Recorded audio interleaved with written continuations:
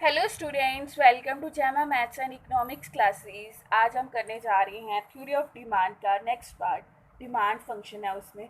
Demand function क्या होता है? डिमांड फंक्शन शो करता है रिलेशन डिमांड कमोडिटी की डिमांड और उसकी डिटर्मिनेंट्स के साथ। ये शो करता है कि कैसे डिमांड बढ़ती और कम होती है प्राइस से, on price of commodity, income of the consumer और अदर डिटर्मिनेंट्स से। कैसे इसकी डिमांड कम होती है और बढ़ती है इन डिटर्मिनेंट्स के।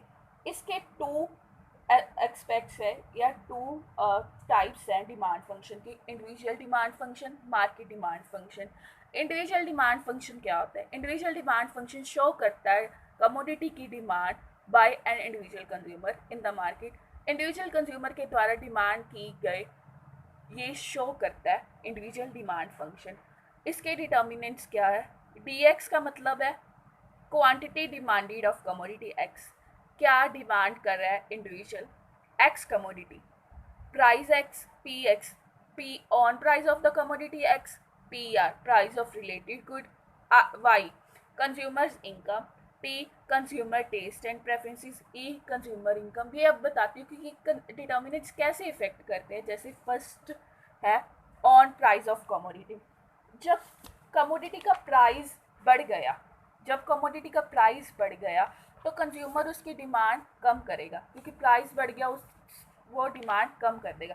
जब प्राइस उसका कम हो गया तो वो डिमांड क्या करेगा? ज़्यादा करेगा। इस तरह इफेक्ट करगी डिमांड को on price of commodity.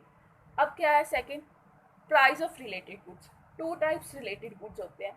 First substitute goods, second complementary goods. Substitute goods कैसे होते हैं? कॉफ़ी और टी, कोक और पेप्सी। जैसे प्राइस इंक्रीज हुआ टी का तो कंज्यूमर ने डिमांड करनी शुरू कर दी कॉफ़ी की, डिमांड बढ़ गई कॉफ़ी की। अब जब ऐसे ही टी का प्राइस इंक्रीज हुआ तो कॉफ़ी की डिमांड बढ़ी। जब कॉफ़ी का प्राइस इंक्रीज होगा तो टी की डिमांड बढ़ेगी। अब जो होते हैं कॉम्प्लीमेंट्री गुड्स वो क्या होते हैं? Pen and ink, petrol and car. जब पेन का प्राइस बढ़ा तो इंक की डिमांड कम हो गई। जब इंक का प्राइस कम हुआ तो पेन की डिमांड बढ़ गई। ऐसे ये इफेक्ट करते हैं डिमांड को। अब नेक्स्ट क्या है? Income of the consumer. जब इनकम बढ़ गई कंज्यूमर की, वो डिमांड ज़्यादा करने लग गया नॉर्मल गुड्स की। नॉर्मल गुड्स क्या होते हैं? जो हम यूज़ करते हैं डेली लाइफ में।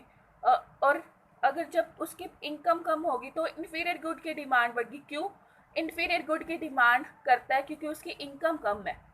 कम है तो उसके पास इनकम नहीं है कि वो स्पेंड कर सके नॉर्मल गुड्स पर, क्योंकि नॉर्मल गुड्स के प्राइस ज़्यादा होते हैं, इन्फीरियर गुड्स के प्राइस कम होते हैं। इसलिए वो इन्फीरियर गुड्स की डिमांड करता है। जब इनकम बढ़ी तो वो नॉर्मल गुड्स करेगा, जब इनकम कम हो गई तो वो इन्फीरियर गुड्स की डिमांड करेगा। Taste and preferences, change in fashion. रोज़ फैशन चेंज होता है। जब फैशन चेंज होता है तो हम उसकी डिमांड भी ज़्यादा करते हैं। जब किसी चीज़ का फैशन हो जाता है तो हम उसकी डिमांड ज़्यादा करते हैं। जब उस किसी चीज़ का फैशन चला जाता है हम उसकी डिमांड कम करते हैं। इस तरह ये भी इफेक्ट करता है। एक्सपेक्टेशन, कंज्यूमर एक्सपेक्ट करता है फ्यूचर में किसी चीज़ से जिससे उसको एक्सपेक्टेशंस ज़्यादा होती हैं। जिससे उससे ज़्यादा एक्सपेक्टेशंस होती है वो डिमांड ज़्यादा करता है। जिससे उसको एक्सपेक्टेशंस कम होती है वो डिमांड कम करता है। अब नेक्स्ट है market demand function. Market demand function क्या होता है? ये शो करता है मार्केट डिमांड कि कैसे मार्केट डिमांड करती है कमोडिटी की और कैसे उसको रिलेटेड डिटर्मिनेंट्स अफेक्ट करते हैं उससे। एम के टी डी एक्स का मतलब है market demanded for commodity X, P X on price of the commodity, P R price of related goods, Y income of the consumer, T taste and preferences of the consumer, E expectations of the consumer. ये same ही है, हम पढ़ चुके हैं इस individual demand function में। इसमें दो नए ऐड होते हैं, N population size, Y D distribution of income. हम ये दोनों पढ़ेंगे।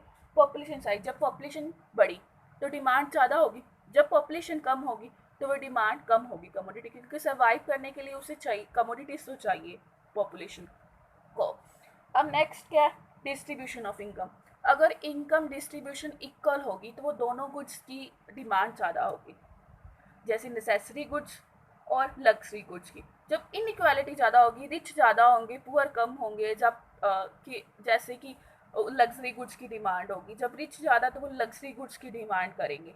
तो जब इनइक्वालिटी होगी तो लग्जरी गुड्स की डिमांड ज़्यादा होगी, और इन्फीरियर गुड्स की, क्योंकि जो पुअर हो गए वो इन्फीरियर गुड्स लेंगे। अगर इक्वालिटी है तो दोनों गुड्स की डिमांड इक्वल होगी, लग्जरी गुड्स की भी डिमांड होगी और कंज्यूमर गुड्स की भी डिमांड होगी। आज हमने ये डिटर्मिनेंट्स पढ़े हैं, कल हम इसका पढ़ेंगे law of demand and movement along demand curve, shift in demand curve. Thanks for watching मी। अगर कोई भी आपको प्रॉब्लम है तो प्लीज़ सेंड करो मेरे लेक्चर में और किसी टॉपिक में, मुझे कमेंट बॉक्स में दो आप अपने प्रॉब्लम्स, मैं उसको सॉल्व भी करूँगी। And like share subscribe my channel. Thanks for watching.